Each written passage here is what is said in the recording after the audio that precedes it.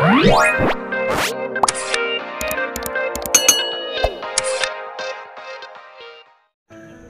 kabayan, kakabsat, kasangkayan, nandito po tayo sa bukana ng Sumaging Cave upang pasukin ito at pagmasdan ng personal kung gaano kaganda at kahanga-hanga ang mga rock formation sa loob nito. Bago po tayo pumasok sa loob ng kuweba, ay dapat ay handa po kayo. Dapat may magandang pangatawan upang makayanan nyo ang panhik-panaog na mga daan sa loob ng kuweba.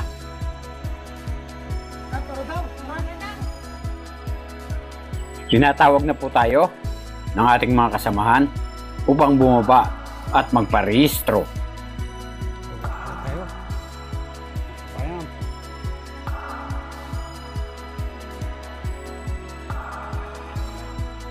Marami po tayong mga nakakasalubong na galing na sa loob ng kuweba. Ngayon po ay time check po tayo.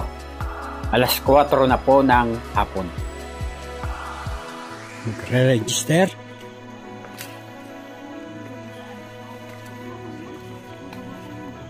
Sige, yung kasama ni Boss Nature, sige kulang. Ngayon po mga kabayan, ay pababa na po tayo sa kuweba.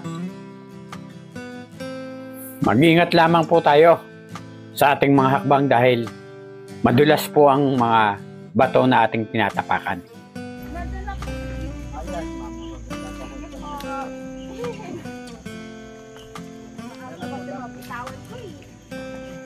So, ito pala yung ano. Sulit pala dito.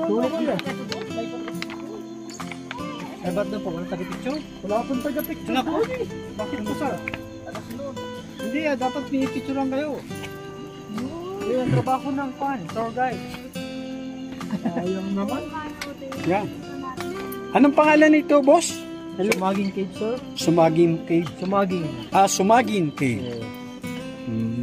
Matagal na ba ang Sumaging Cave nito? Pinupuntahan? Po ito noong 1966. 66 pa. Napahinga, no, te? Ganun pala, no? Ito yung Sumaging Cave. 1966 pa. The biggest cave in Sagara. The biggest cave in Sagada. Ito daw ang Sumaging Cave. The biggest cave in Sagada. Wala ba mga sawad dyan, sir? Meron, sir. Ay. Wala pa. Natanggal na yung kaba nyo. Hindi gusto sa tara. Uwi na po ako dito. Ay na ako dito. May tubig ba dyan? Ingat po rito sa madulas na pupunta kasi makikinis. Ano pag lumabas ka doon, sir? Anong makikita mo doon? Kalsada lang, sir. Taas. Yung sa kabila doon? Talaga lang, kuya. Ito. Yes, sir. Kasi yun yung dating daan. Ano? Ang kisame natin, bato. Ayun po naman po yung mga stalactite. Ito mga Stalactite. to, pero patay na siya. Kasi walang tumutur po. Nagpo-form ang stalactite sa mga tulo ng tubig. Mas ano pa yung paa. Mas madulas din, sir. Madulas din, oo nga. Kailangan pala, hinto ka. Yes, no? Huwag kang kukuha ng naglalakad ka. Sana daw.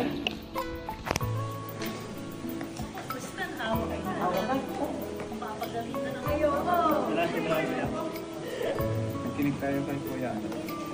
Donnie.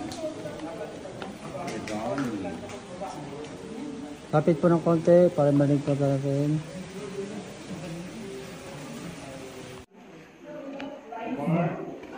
Kuya, may paganyan ka pa, Kuya. Yan. Ako isa po yan. Parang sa pelikula ni ano ito Dapat nagpa-picture tayo. Yung mga damo pala dun, damo. Yung mga fern. Bago po tayo pumasok sa kaloob-looban ng kuweba, ay mag-aalay po muna tayo ng maigsing dasal para po sa ating kaligtasan. Kasama po na aming mga tour guide. Salamat po, Panginoon, sa aming samotalanin sa pangalan ni Jesus. Ngayon po mga kabayan, ay nasa loob na po tayo ng kuweba. Nababalot na po ng kadiliman ang paligid dahil wala na pong liwanag nang gagaling sa labas.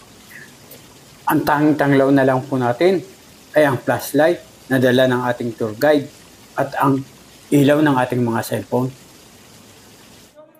Mga kabayan, kakabsat, hindi ko po sukat akalain na ganito kadami ang tao sa loob ng kuweba.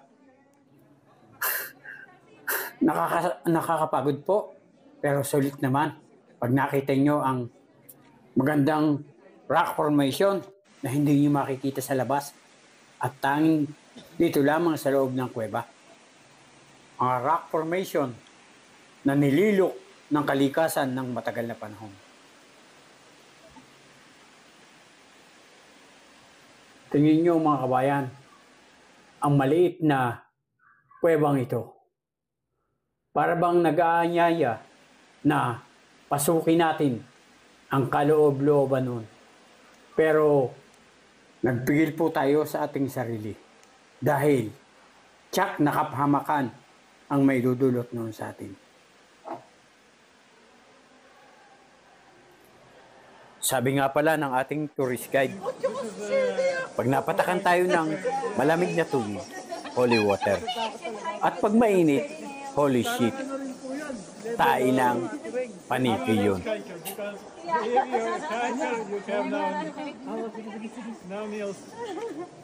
I'm just forced to hike because my friends like hiking. I actually went to the restaurant.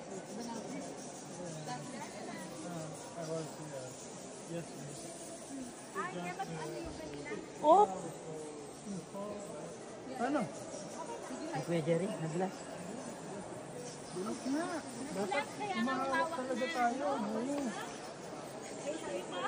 No, baba yan. Hanggang ano, yung rock formation lang. Diyan na tayo, tapos ano na. Ha? Ano? Pwedeng papasok ang Kuya Dami mag-take picture bago siya. Kung ayaw nyo ng baba. Oh, tignan ko nga. Silipin ko ang baba. Dito. I-check point. so mag-decide. Wait. Oh no. Ano ba? Oh. Tutuloy pa ba? Salang na rock formation yun. Wait lang. Pagdating Ay, Manong tour guide. Ako na lang po ang bababa.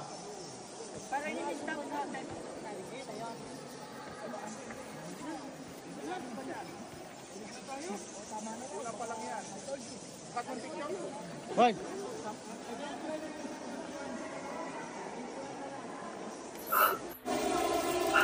Nandito na po tayo sa ibaba mga kabayan. Nasa harap na po natin ang mga rock formation. Iba't ibang klase po ang hugis. May hugis kabute, may hugis depende sa inyong imahinasyon.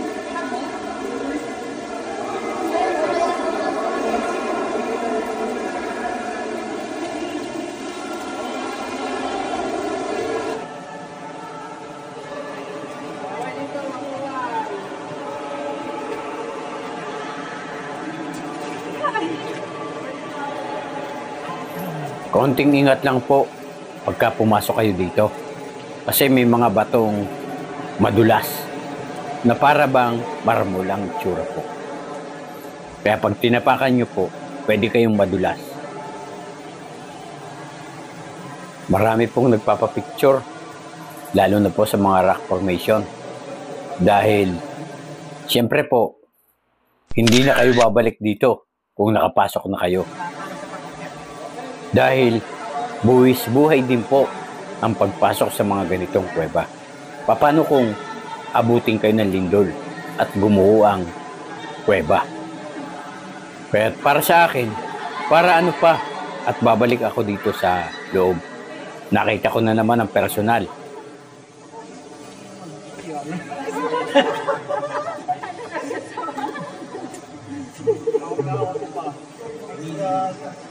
Pag hindi matiis doon tayo sa tulak doon. Pagdanda. Takot kami lahat kay ano eh. Ay, kumawa ka naman.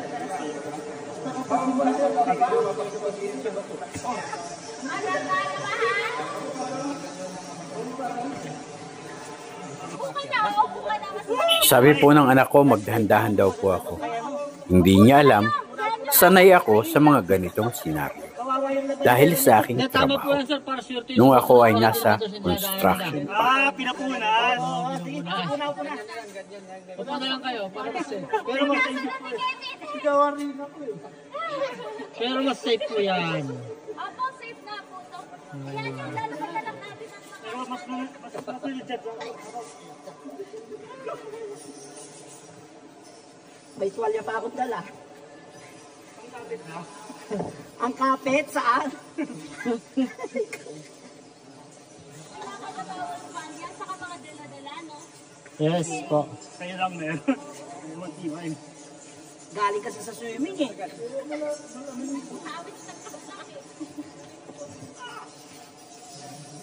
Madulat lang talaga.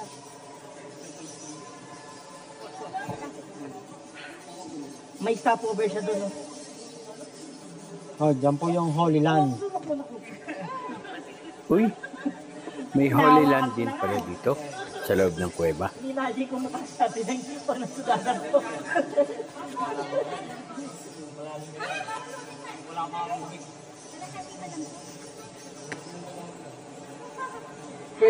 First word niya direng. Tristan, I told you.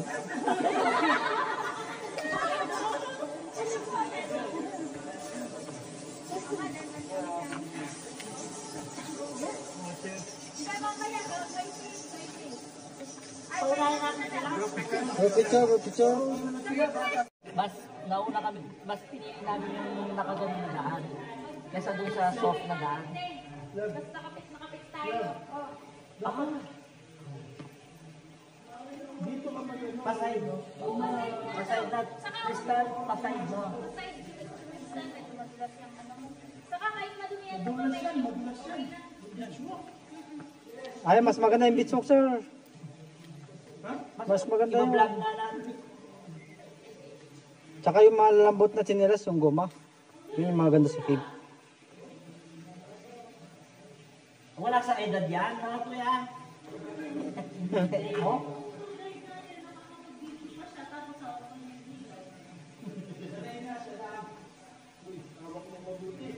Ako, huwag mong hawak ang pista.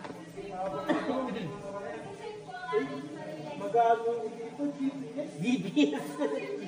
Gapang. Para safe. Para safe. Yung mga line doon, ano, padulas talaga. Tapos nabasa pa.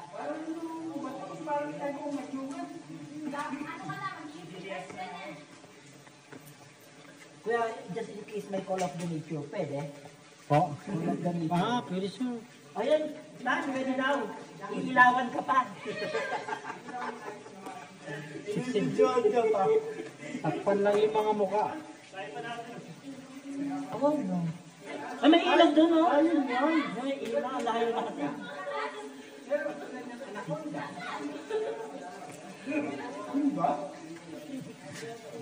Wow, may ginuha pala yung...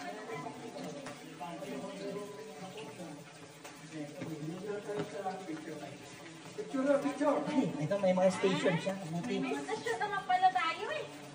Yes. Picture tayo. Hindi pa bunga dyan. Before and after. Before.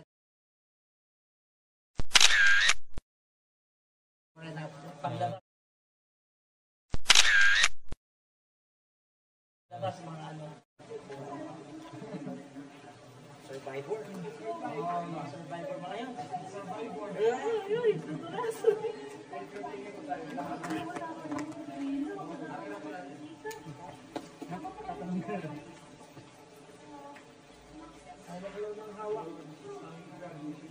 Lumabas na sa survivor. Oo, sabi naman, GPS, paguli na. Pag di mo na talaga kayang pasay.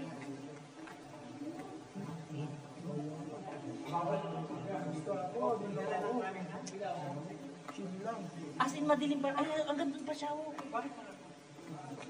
Ay, ang maliwanag. Ano naman? Kawawa talaga to. Kuya, full charge yan ha?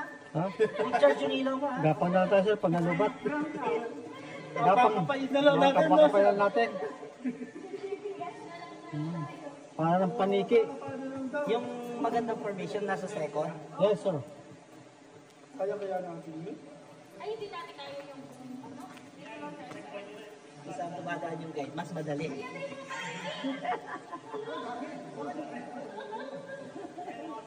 Mas mahirap sir. Alas na yun ha? Yes. Mas delikado. Kabisado yun.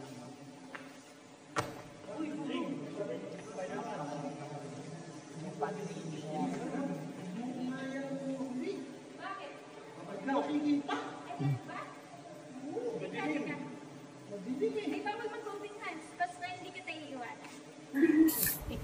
Mga kabayan, kakabsat, kasangkayan, may liwanag na po tayong nakikita sa unahan. Malapit na po tayo sa bukana.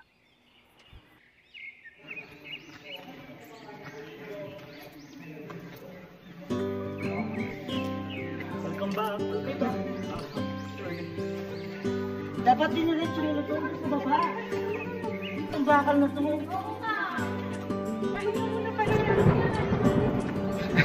Akala ko rin. Hindi yan sir. Adventure bang. Papan. Mukhang uulan pa ata mga kabayan. Wala pa naman kaming dalang payong.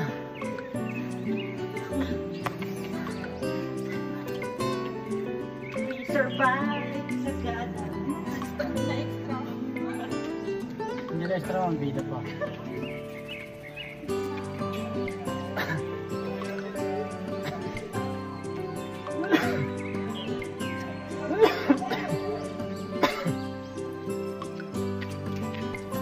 Medyo nakakapapagod po ang ganitong mga adventure na lakaran. Pero mabuti po ito sa kalusugan.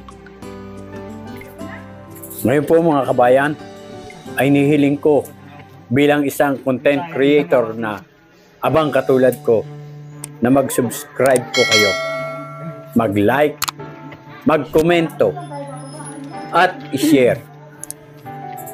Sa wakas mga kabayan, kakabsat, kasangkayan, nakalabas na po tayo ng kuweba ng ligtas. Maraming salamat sa Diyos sa pagpatnubay niya sa atin. Akyat na po ulit tayo.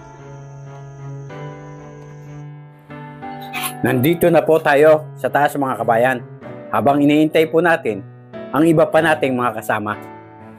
At shoutout pala sa ating bagong kaibigan na si Oli Adventure sa kanyang suporta. Maraming salamat, Idol!